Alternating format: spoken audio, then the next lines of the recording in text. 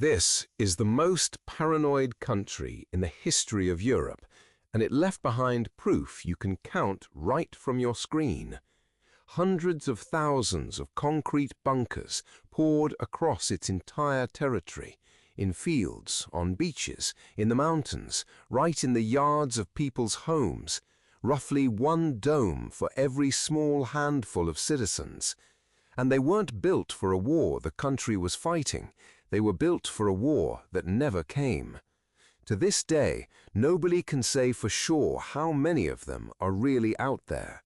Spot the first one, and that's it. You can't stop. One has cracked and sunk halfway into the grass. Another's been painted. A third has quietly been turned into a cafe. And the longer you look, the clearer it gets. They really are everywhere. So today, let's fly over Albania and untangle one of the strangest building projects in modern history, because the real story behind these domes is far stranger and far darker than it looks from up here. First, where are we even? Albania, a small country in the Balkans, right across the Adriatic Sea from Italy. Mountains, a long coastline, a few million people.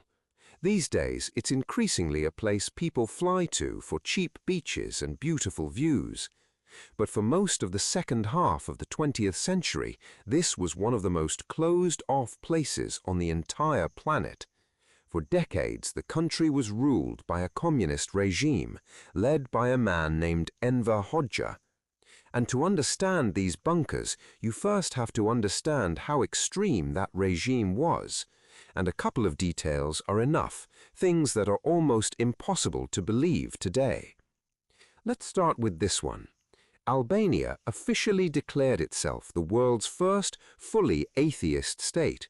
Not just separating church from power, it closed and demolished every single church and mosque in the country. And an ordinary person was banned from even owning a personal car. An entire country of several million and cars numbered in the handful, almost all of them belonging to officials. And that's the gentle part. The border was guarded so tightly that a person could be shot for merely trying to escape abroad, and it wasn't only him who was punished, it was his whole family. And the man behind all of this eventually managed to fall out with quite literally everyone. First, he broke with neighboring Yugoslavia, then with the Soviet Union, and in the end, even with China, his last major ally. One by one, he burned every connection. And a regime that ended up trusting no one at all gradually convinced itself of one simple idea. Anyone out there is a potential invader. And that paranoia is what Hoxha poured, literally, into concrete. The idea that took over the whole country boiled down to one short formula. Everyone defends everything. The regime genuinely believed an invasion could come at any moment from any direction, and that meant you didn't defend the border or the capital, you defended the entire population and the entire territory at once, every field, every hill. And to make that work, the country didn't build a couple of big fortresses. Instead, it laid a continuous carpet of small concrete domes over itself. One person climbs inside, a soldier or an armed civilian, looks out through a narrow slit and opens fire on whoever's coming. And they weren't placed at random. They were built in linked groups, one large command bunker in the center, several small ones around it, so that every approach could be raked with crossfire. And here's the thing you have to grasp. This touched literally everyone. Defense wasn't the army's job, it was everyone's duty. Civilians, even school children, were trained to shoot and to operate inside these bunkers. From childhood, you were prepared for the day you'd have to climb into the concrete dome by your village and hold the line. That's why the domes sprouted everywhere, out of farmland that people needed for food, out of beaches, out of mountain passes. At some point, they weren't fitting the bunkers into the landscape anymore. They were reshaping the landscape around the bunkers. Now, about the cost, because this is where it stops being just a quirk and becomes genuinely dark. One of these bunkers cost roughly the same as a small two-room apartment. Sit with that for a second. Every time they poured a dome in another field, the country spent exactly what it would have taken to house an entire family. Now multiply that by hundreds of thousands, in a country that in those very same years was one of the poorest in all of Europe. To feel the scale, here's a comparison. The concrete for these bunkers used up many times more material than the French once put into the Maginot Line, that famous enormous defensive system of an entire large country. Tiny Albania outdid it many times over. The program devoured so much concrete and steel that there was chronically not enough left for proper homes, schools, and roads. And as for why the domes were made so absurdly strong, there's a legend. They say the chief engineer who designed the bunker was made to prove his design was reliable in the only way that would settle it. He was placed inside his own prototype, and then the bunker was fired on with a tank.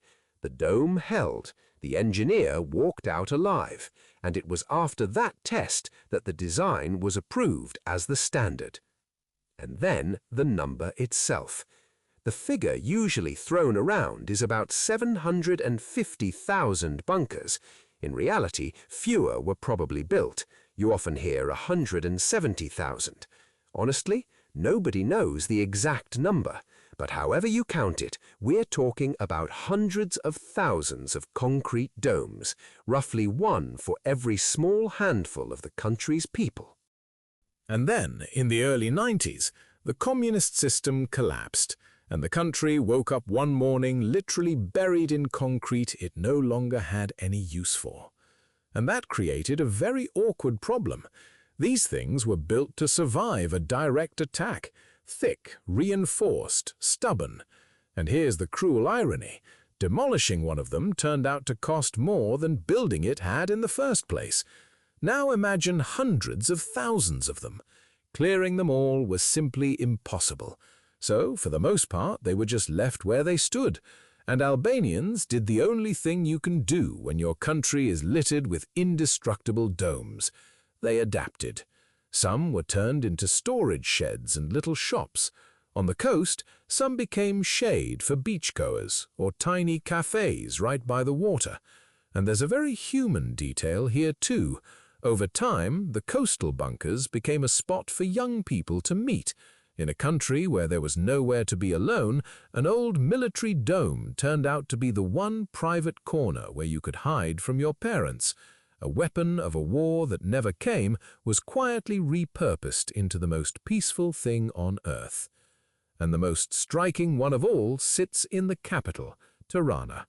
It's a huge underground shelter built specifically for Hoxha and the top of the regime, for the nuclear war they were so afraid of. Hundreds of rooms, an entire city beneath the ground. Today you can go down into it. They've turned it into a museum. And walking those corridors, you can almost physically feel the fear that this whole era grew out of. Here's what stays with me most about all of this. The war never came. The invasion an entire country was prepared for, that children were taught to shoot for over decades, that an entire generation's money went into, it simply never happened. And yet the shape of that fear remained. It's still here, poured into concrete, scattered across every field and every beach, decades after the regime itself vanished. Usually, when a country is gripped by paranoia like this, you can barely see it from the outside. It lives in laws and in people's fear, and it disappears along with the power that made it. But here, they rolled it straight into the ground, and you can count it right from your screen, right now. I've put the coordinates in the description, so you can drop down over Albania yourself, cross over the coastline and the fields, and count these domes with your own eyes. 1, 2, 3, and try to stop. And if you know another place like this, somewhere that looks completely ordinary from above but hides a real story underneath, drop it in the comments. I read them, and the best ones I go digging into for the next video.